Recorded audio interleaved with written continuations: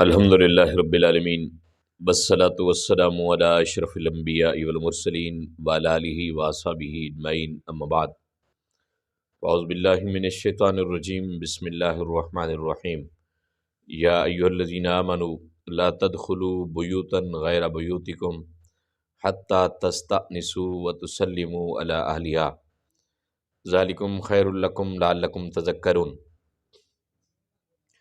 گھروں کے اندر جانا اور اجازت لینا یہ حکم شرع ہے، اللہ کی طرف سے حکم ہے۔ اگر آپ کسی کے گھر جاتے ہیں اور بغیر اجازت گھر کے اندر چلے جاتے ہیں تو اسلام اس کو پسند نہیں کرتا۔ اسلام آپ کو کہتا ہے کہ ضرور اجازت لے کے آئیں۔ جیسے ہم لوگ دیہات کے رہنے والے ہیں، آج کل وہاں بھی نظام ایسا اچھا نہیں ہے۔ آج سے 15-20 سال پہلے چلے جائیں تو گھر کا جو بڑا ہوتا تھا، بوڑھا، وہ بھی جب آتا تھا گھر میں تو کھنگورا مارتا تھا۔ ہاں، یہ ایک کھنگورا پورے گھر کو سنبھال دیتا تھا۔ سب خواتین، بچے، بچیاں ریڈی ہو جاتے تھے، کوئی اندر آ گیا، کوئی ایسی بے پردگی نہیں ہوتی تھی۔ تو اللہ تعالیٰ نے یہی ارشاد فرمایا کہ اے ایمان والو لا تدخلوا بیوتا غیر بیوتکم، تم کسی کے گھر میں ایسے داخل نہ ہوں حتی تستأنسوا، یہاں تک کہ اجازت لو ان سے، اور پھر ان کے اہل و عیال کے اوپر، گھر کے اہل کے اوپر سلام کرو۔ یہ تمہارے لیے بہتر ہے تاکہ تم نصیحت حاصل کر سکو۔ اور یہی حکم ہے ہمارے موبائل اور کال کا بھی۔ بسا اوقات ہوتا ہے نا، ہم کسی کو کال کرتے ہیں، وہ نہیں اٹھاتا تو مسلسل ملائے جا رہے ہیں، مسلسل۔ حضور نبی کریم صلی اللہ علیہ وسلم کی تعلیمات میں سے ہے 3 بار اجازت مانگو، نہیں ملتی واپس آ جاؤ۔ لیکن ہم ایسے معاشرے کے اندر رہتے ہیں، اگر اجازت نہ ملے تو پھر ہم زندگی بھر اس گھر میں نہیں جاتے۔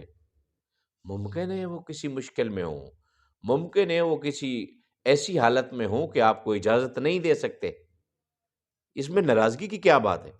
اسی طرح جب 3 دفعہ آپ کی کوئی کال نہ اٹھائے تو آپ کو بند کر دینا چاہیے، کال، فون بند کر دینا چاہیے، کاٹ لینی چاہیے کال کہ یار 3 گھنٹیاں گئیں، بندے نے نہیں اٹھائی تو بس ختم، مصروف ہوگا اس لیے نہیں اٹھائی۔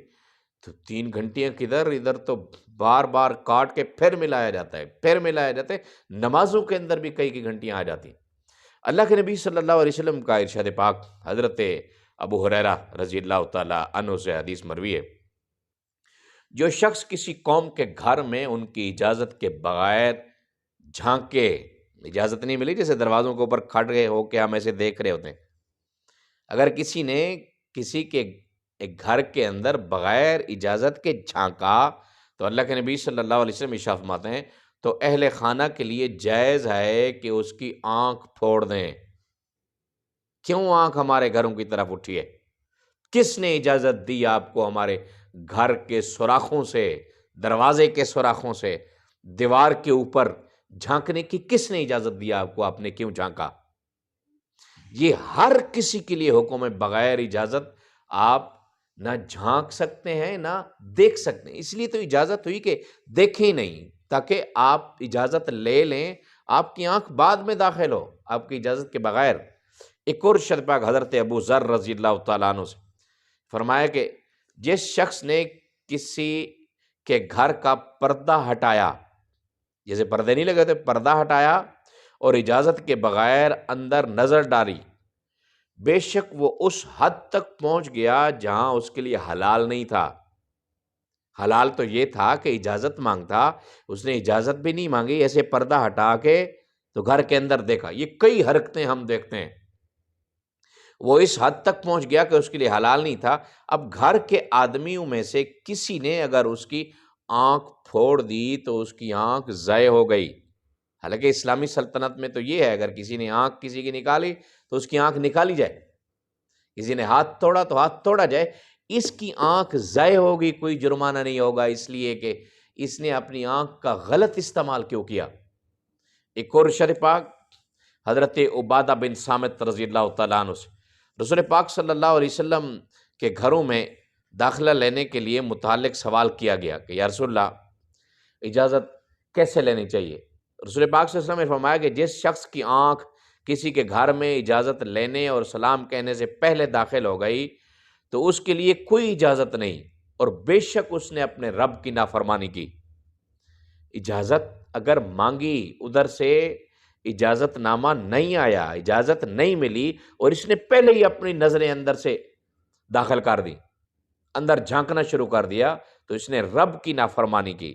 حضرت ثوبان رضی اللہ تعالیٰ عنہ سے روایت ہے، فرمایا کہ 3 کام جو کسی کو کرنے کے لیے حلال نہیں ہے: ایسا آدمی جو کسی قوم کی امامت کرے اور صرف اپنے لیے دعائیں مانگے، مقتدیوں کے لیے دعائیں نہ مانگے، اس بندے کو بھی حلال نہیں ہے امامت کرانا۔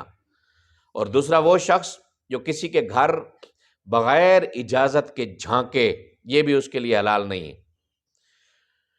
اور تیسرا وہ آدمی جو ایسی حالت میں نماز پڑھے کہ اس کو حاجت ہو، یعنی کہ پیشاب آیا ہوا ہو، تو سب سے پہلے وہ پیشاب کو دور کرے، اس کے بعد پھر نماز پڑھے۔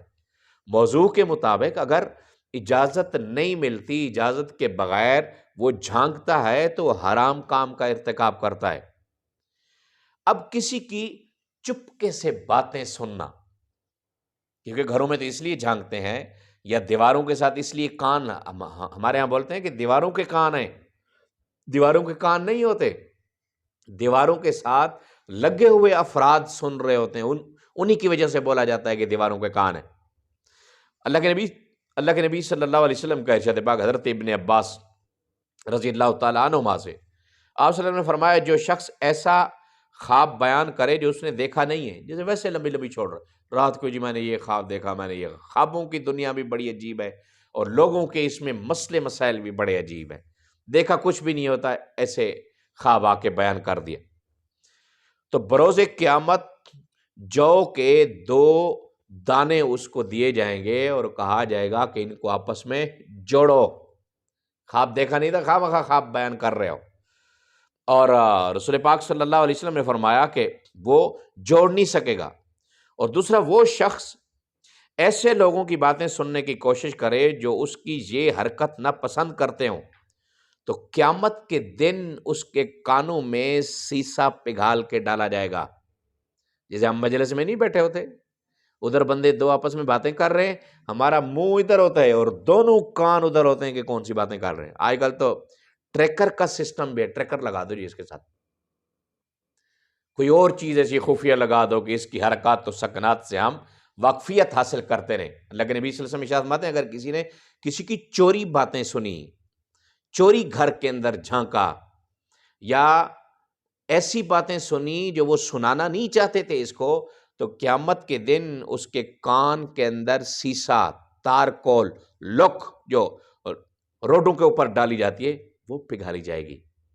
یہ ایسے چھوٹے چھوٹے کام ہیں، ایسے گناہ ہیں جن کو ہم بالکل چھوٹا سمجھتے ہیں، حالانکہ یہ سارے کے سارے کام جہنم میں لے کے جانے والے ہیں۔ آپ کسی بھی گھر میں جاتے ہیں اجازت لیں، جب اندر سے آواز آئے کون، تو پھر نام بتائیں، یہ نہیں کہ جی واہ آپ نے پہچانا ہی نہیں پہچانا ہوگا نا، آوازیں تو ایک جیسی کسی کی بھی ہو سکتی ہے، لہٰذا اجازت لیں، اجازت لینا سنت ہے، اگر اجازت نہیں ملتی تو اس کے اوپر ناراض نہ ہونا سنت ہے۔